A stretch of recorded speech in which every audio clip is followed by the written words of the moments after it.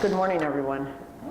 Thank you for having me back here. I was here, I want to say 2 or 3 years ago, and you're just glutton for punishment. You had me come back. Thank you very much. I drove in from Clackamas County, so it was about a 45-minute slow drive in the fog. And on the way, I picked up my cell phone. I called my sister, who's an hour ahead down in Arizona. And I said, good morning. She said, what are you doing on the road so early? It was like, I don't know, 5 o'clock or whatever it was. And I said, oh, I'm going to go over and I'm going to speak to this group and so forth. And she says, what kind of group meets that early in the morning? And I said, well, it's this wonderful group. And I explained the purpose of this group and so forth. And she had an interesting comment. She said, well, that must be really, really a group of special people who care so much about what they want to hear and the fellowship that they get up early, and it's not just about eating lunch like the Rotaries. So you're one step ahead of the Rotary. That's great. Well, Roger called me up and he said, Nancy, I hear you're retiring after 24 years at the university. Would you come out and maybe do a little rear view mirror looking over what you've learned in this almost a quarter of a century of work at the university? And I said yes, and that was many, many months ago. And I put it off and I put it off. And finally, it's time to think about this. And I pulled out my notes that I'd written when I talked to Roger. And I thought, okay, so 20 minutes, what can I say about almost 25 years of experience? And so keeping to the time frame and to the interest of this group, I'm only going to share 4 thoughts with you today.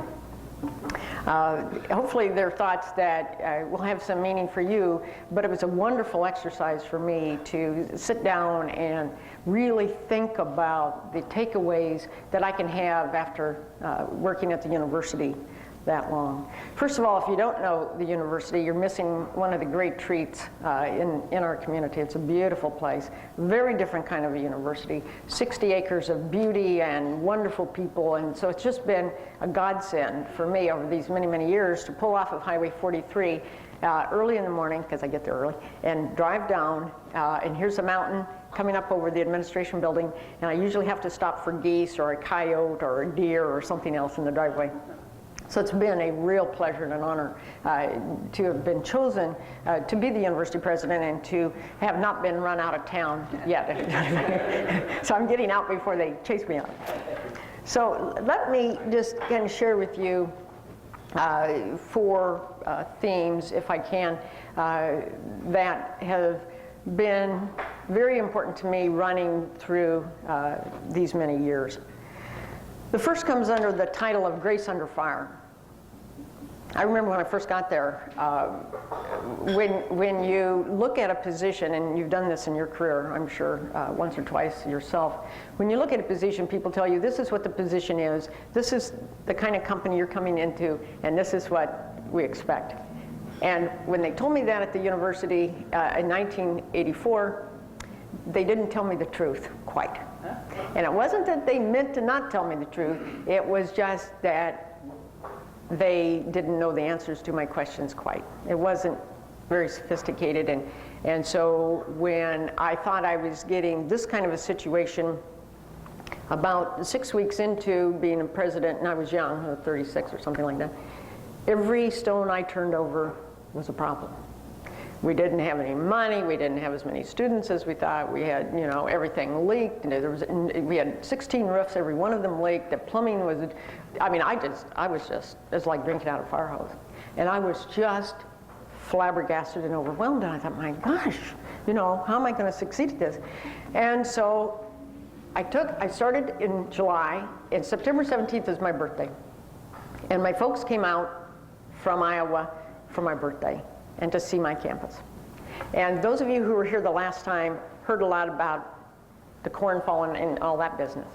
Well, those of you who don't know my parents, suffice it to say that my father was a German, very intelligent, very assertive kind of a guy. Okay, no nonsense.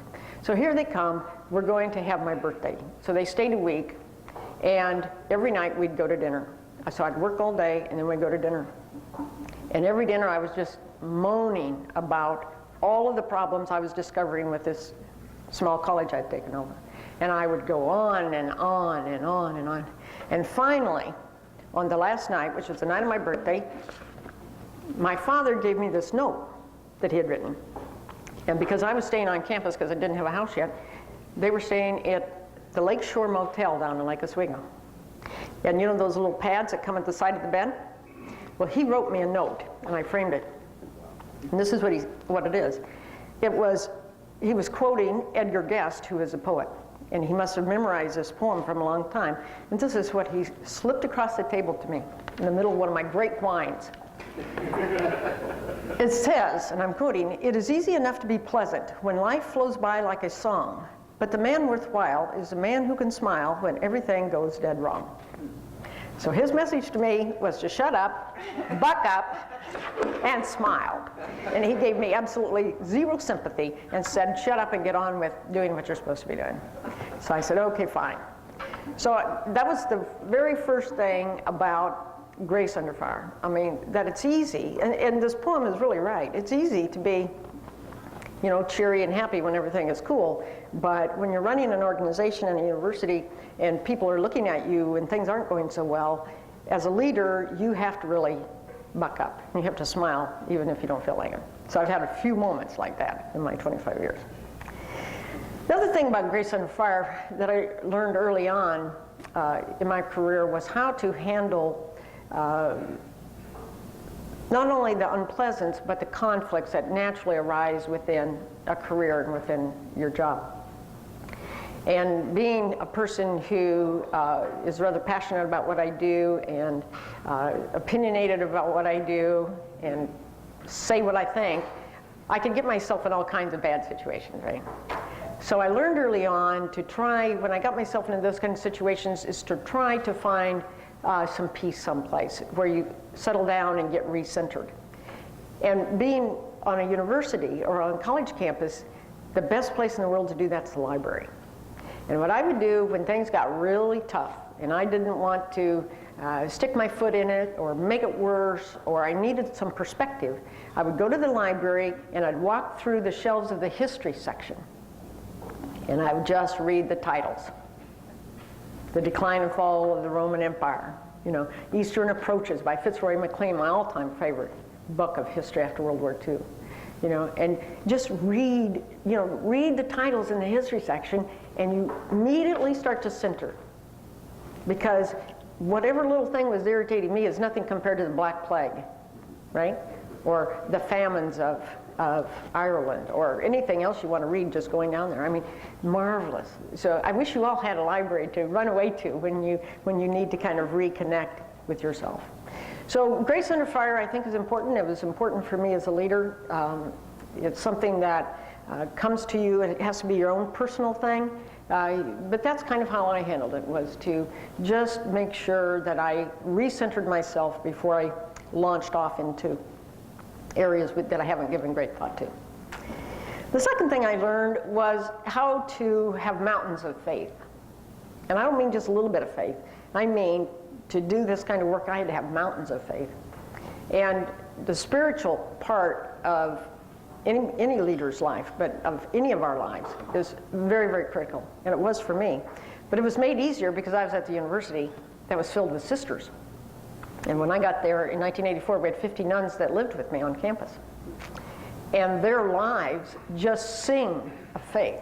I mean, you just can't even look at them without being uplifted. I mean, they're just fabulous. As a matter of fact, today I have our annual eggnog with the sisters. I did it every year. I started it in December of 1984. And I had 50 the first time. Today I'll have 10. So I've lost a lot of our sisters. But they love this eggnog thing. Because, you know, what am I? I'm just an Iowa farm girl, you know, and I came out here and I thought, well, I'm going to have a party for the nuns. It had never been done. And so I said to the cook, I want real eggnog, not the cheap stuff you get in the store. I want real homemade eggnog. And I sent my secretary out and I said, I want a bottle of bourbon and a bottle of rum. And the secretary said, what are you talking about? I said, well, you can't drink eggnog without something in it, you know. And she said, well, this is a party for the nuns. I said, so what are you saying, you know? So I said, let's give it a try. So 50 nuns lined up, and I have this eggnog, and I have a bottle of this hooch and a bottle of that hooch, and I have a little shaker of nutmeg. And they'd come in, and we'd hug and kiss, and I'd give them a gift, and I'd say, would you like your eggnog with something in it? Of the 50 nuns, 49 said yes. Approximately 25 wanted the rum and 25 wanted the bourbon. They all wanted the nutmeg. Just to finish that story up, this is really a cute story. One time, you know, I did the shaky of the little, the nutmeg was in a little shaker. And one year, it's about the 5th year in or something like this, the nuns are coming through and I'm doing the hooch and I'm doing the nutmeg and they're going on and sitting down, and behind I'm hearing these things like, ooh, my lips are burning. Ooh, this is spicy this year. Ooh, this is a different taste. And I thought, what are they talking about? This is the same old stuff we do every year. It was cayenne pepper. I finally look at this and I go, oh my God, it's not nutmeg, it's cayenne pepper. About killed all my nuns. They kind of liked it, they never complained at all. These women gave me all kinds of stories. I'm going to just tell you two in relationship to faith. We have a big fountain in front of the administration building, and it's the centerpiece of the campus. It's right smack in the middle of the geographical part of campus, right outside the major building. And it wasn't working when I got there. And so I said to people, you know, why isn't the fountain working? Why have a fountain if it's not fountaining? And they said, well, it costs $10,000 to fix this fountain. I said, what happened to the fountain? Well, some guy got drunk. He was like in the National Guard, and he had got drunk and decided to come down and visit his girlfriend on campus back in the 50s or something. And he stole an army tank, and he came down and ran over our fountain. And the gun turret pointing right up at the nun's place, you know. Well, that didn't go over so good. At any rate, so the fountain was broken, and $10,000 we didn't have. So I'm out trying to raise, you know, money for everything. I mean, it's not just the fountain, but it's all kinds of things. And in an institutional meeting where everybody was, including the sisters, I'm saying, we got to raise money for this fountain. Later that afternoon, there was a knock on my door, and there was Sister Jeanette, who still is at the campus, as a matter of fact. Sister Jeanette was at my door, and she said, President Wilgenbusch, she said, I have something for you. I know how to get money for your fountain. I said, oh, really? I said, how's that? And she gave me a statue of St. Joseph. And it was plastic, about that big.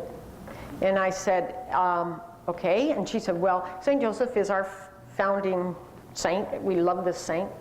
And we pray to St. Joseph for all of our wishes. And she said, you take St. Joseph and you go out by the fountain and you stick him in the dirt, upside down, head first with his feet sticking out, and you'll get your money. And I said, okay, I'll do it. So, you know, thank you, sister. And I went out immediately, and I stuck that St. Joseph statue's head down, and I kept his little feet out about like that. Came back in, went on. Trying not to laugh out loud, you know, because this is really over the top. And the next day, I'm sitting in my office, and I'm opening my mail, and out drops a check for $10,000 to fix the fountain from an alum in California. And I about had a heart attack. And immediately, of course, I go to the phone, I call Sister Jeanette. I said, Sister Jeanette, come over quick. So she came over, and I said, look at this. There's a check to fix the fountain. I said, the statue worked. And she said, of course. And I thought, okay. I said, I'm going to go get that statue. I've got other things I want it to do for me. So I go tearing out there. She's on the tail. She's right with me, you know, and I'm heading out there. I go to get that. The statue's gone. I said, the statue's gone. And Sister Jeanette said, of course. And I thought, whoa. You know, just when I needed it the most, it was sucked up into heaven or something. It went away. Anyway, we planted more St. Joseph statues, but I still have to go out and raise the money. I haven't found any easy money, but it was a miracle, I think, of sorts. And our fountain is gorgeous, and it's worked ever since. Then we had Sister Emerencia, who was my favorite sister. She's in heaven now. She, when I was there, she was a harpist, and she taught harp in one room in the campus for 50 straight years. Every day, one room, same room, 50 years. When I got there, she was in her early to mid 80s. And on like her 88th or 89th birthday, I had a party for her because she was just my unabashedly favorite nun. She came from Iowa. And I had a birthday party for her, and at the birthday party she said, now Nancy, she said, you know, I'm going to, you know, when I get to be 90, are you going to make me quit working? And I said, no, you can work as long as you want to work. And she did. She worked until she was 99. She died about 2 days after her last harp lesson. So, and one time I remember she broke her hip and she had to go to the nursing home, And I went over to visit her, and she got shingles. So she had a broken hip. And this saintly woman, she had a broken hip and she had shingles. And the shingles were coming up like this, you know, up her chest and into her face. And I said, oh, I said, Sister Lindsay, I said, geez, you know, you got a broken hip and now you get shingles. And what I was thinking was, why would God do that to this saintly woman? And then she said, oh, she said, Nancy, isn't God great? And I said, why? And she said, because the shingles came up and it jumped over my eye and went into my hair and it left my eyes. And I said, you're right, God is great. So they taught me a ton. Third thing I learned was to try to keep things simple, to focus on priorities, to simplify things as much as possible. That's not an easy thing to do because it's easy to get mired down into all the tentacles and the offshoots of your priorities, and true in our families and true in our spiritual life as well. But what I had to try to do, because it was overwhelming, what I had to try to do is just, and I still do it today, is to focus on the central core priorities of my life and of my work at the campus. And coming around that, in addition to just identifying your priorities and staying attuned to those and staying focused on those, is to lop off all of those tentacles that try to keep you from doing that, but also deliver on what you say. One of the best, most simple things I can suggest is deliver on your promises. If you say you're going to do it, do it. Now, at the university, a big thing is, for instance, a budget. See, I think a budget is a promise. So if you have a budget, deliver your budget. For 23 years, we've delivered our budget. I think that's important. No ifs, ands, or buts, but deliver your budget. Do whatever it takes to bring your university or bring your organization in on target, because it's a simple thing, but it's a promise and it's important. And those things add up over a while, because if you did it differently, then not meeting your promises will add up as well, and it totally changes and alters the way we live our lives. Another thing I learned under keeping things simple is to make sure that the fundamental issues, not the priorities, but the fundamental ways of living your life in an organization is maintained. It comes under the title of Stop the Meanness. You know, organizations can be mean, and they don't even mean to be, but we fall over into a mean email or a snide remark or a negative comment or just not even holding the door open for each other. Just the very common kinds of things. And so an important thing about just keeping things focused and keeping them simple is to make sure that we stay nice. You know, and one of the interesting things, because I'm stepping down, I really care about who's going to take over. You know, what president are they going to bring in? Are they going to screw everything up? You know, and as the year goes on and we start talking about, the kind of president we want to see come in, we're talking about all these attributes and all these capabilities and the ability to raise money and the ability to do this and walk on water. Most important thing to me is make sure they're nice. They have to be nice people. That's a simple thing, but it's really, really critical. The fourth and last comment I want to make, and then I'll leave time for questions here. I think it's important that we live life as if there's a fire raging in our hair. As if a fire is raging in our hair. That we live our life with great sense of purpose, a great sense of passion, and that you communicate that passion to the people that are in our lives, whether it's at work or at home or whatever. And that sense of passion that drives us, motivates us, makes us less mindful of pain, it makes us more energetic. It's what we give to other people when we're in association with them. So, for instance, when you go back to work today, what you give to your organization is your energy, and you do that through your communication of your passion and your sense of what life is all about. And I don't think there's any replacement for that sense of a fire. It's in your heart, it's in your head, and you're going forth, and you're working hard, and you're communicating and sharing this. And I think it's very, very critical at this time of the great Christmas season to make sure that we're doing that sharing and that communication. So let me stop there. Those are 4 takeaways of these 23 years, looking in the rearview mirror. So let me answer some questions for you, and thank you for having me back here. Does anyone have any questions? She promised me that there's never been one session without a question, so you're really going to make me feel bad. Be bold. What do you plan for retirement? What are your plans for retirement? You know, this has been the busiest year I've ever had just trying to get everything done. So I haven't really given it a lot of thought, but I guess what I'd like to do is better at the part of my life that I've shortchanged while doing this. So that includes family, other organizations that I belong to. I'm on 6 boards, 3 not-for-profits and 3 corporate boards. I'd like to do a better job with those and just maybe not turn on the alarm. It should be novel after all these years. Anyone else? Somebody up there. Yeah. You asked my questions, but I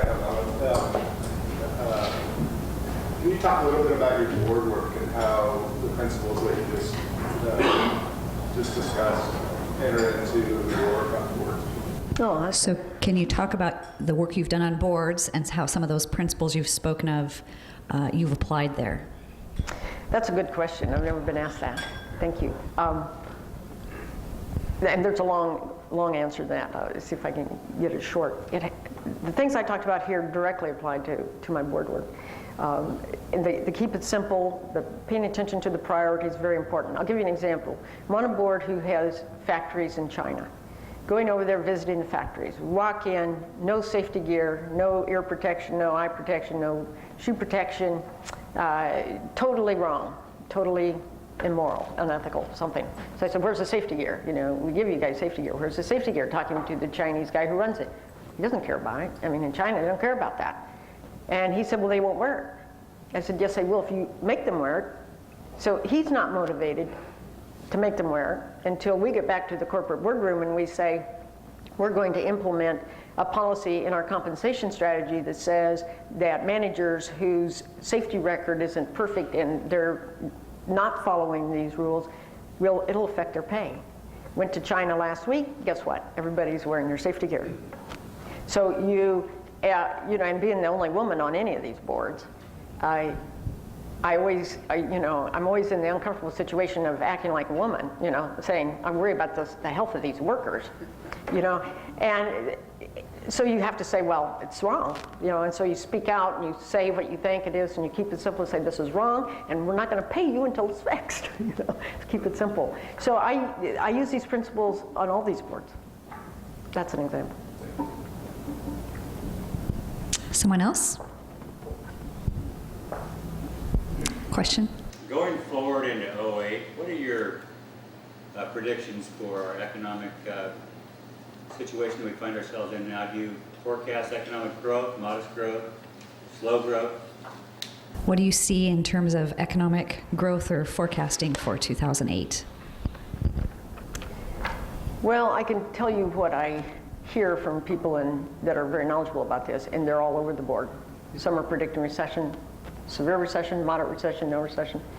I will tell you this, I think that just taking China alone, let me give you a statistic. The last time I was there, which was 2 years ago, every man, woman, and child in China, per capita, it's every man, woman, and child, consumed 1 barrel of oil a year.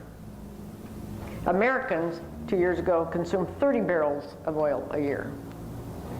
China today is bringing online 14,000 cars a day to drivers who have never owned a car before. So if China goes from 1 barrel to 2 barrels, think what it'll do to the price of gasoline at the pump. I think that the great sucking power of China and India in terms of commodity, steel, oil, name it, concrete, is going to have an impact on us. And I think that oil and global warming and pollution that you see in China and India are going to have an impact on us. So I think, I don't know what's going to happen short term, but long term we have some fundamental issues that we have to address, and we have to address them aggressively. We have to address them across boundaries. Because you can't even breathe the air in China, and that's coming here, you know, and if they double from 1 barrel to 2, we're going to pay $5 a gallon for gas. Think what that does to our economy. So I just think there's some real issues out there that we need to be dealing with. Healthcare would be right after that for America. That's not a good answer. What changes have you seen in the student population over the 23 years? What changes have you seen in the student population over 23 years? Well, we've always been fortunate because we deal primarily with non-traditional students. Most of our students are between the ages of 25 and 45. And so we've always had a very serious, school-minded group of people, and we don't have any extracurricular activities. So I don't have sports teams to worry about, or kids in the dorm, date rape or drugs. They all live off campus, and so they just come, go to school, you know. And so our group of students are very different than the average 18 to 22-year-old who are in dorms on campuses. But having said that, we're seeing increasing quality of student. We're seeing students who understand that when they come back to school, even though they're an adult, they're going to have to really work hard, and it's more rigorous. And so we're getting a better quality of student. We have a new MAT program, which is a Master of Arts in Teaching program that we started this fall. And I was just talking to the professor last night that runs it, and he was telling me of the type of student that he has in this new master's program. We have 2 lieutenant colonels, retired military. We have people with other degrees, doctorates, and what have you. I mean, we're attracting a group of students that are already amazing people, and they come back and get this certification so they can take this experience and go into the classroom. So yeah, it's just great fun. It's easy at my place. Yes. What do you see as the legacy that she left at Marylhurst? What do you see as the legacy that you're leaving at Marylhurst? The student asked me that, and my response to them was, I don't believe in legacies. I don't think that, I mean, I'm just in a line of people who have done work at the university, in a team at the university. So I don't believe in legacies, and I don't want my name on anything. I just want to leave and close the door very quietly behind me. But if I want to say what impact have I made, it's the 5,600 students that graduated while I was there. If you could give advice to the incoming president, what would that be? Be nice. Don't screw it up. Be nice. You can be tough, but you can be nice, you know. Any other final questions? Okay. Thank you. Thank you, Doctor.